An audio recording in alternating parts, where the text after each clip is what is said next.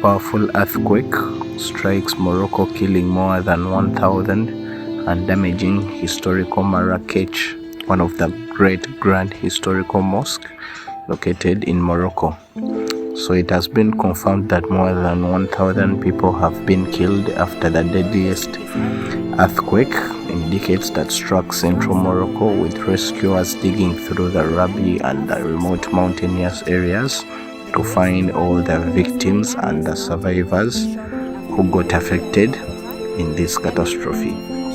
The 6.8 magnitude earthquake shook Morocco's high Atlas mountain ranges shortly after 11 p.m. in the local time on Friday, and relatively shallow depth of 18.5 kilometers, which is approximately 11.4 miles, got damaged by the incident.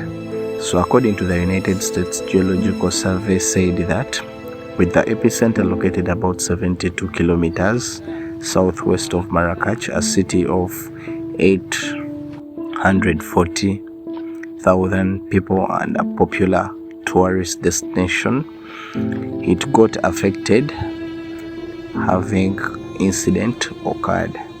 So by now it has been confirmed that at least 1,037 people were killed and more than 700 are in critical conditions, as this was affirmed and confirmed by Morocco's state TV Al Hawiya, citing a message from the Interior Ministry inside the country. So more and more has been coming out as you're watching the video, scenes that have been caught by the CCTVs around the cities and the towns in Morocco, whereby many people are now stranded, sleeping on the roads.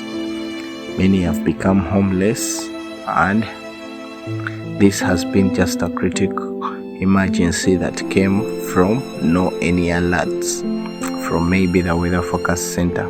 So guys, we all need to pray for Morocco, and we pray for the entire African continent. Been teacher Andrew Geography. See you guys in our next tutorial.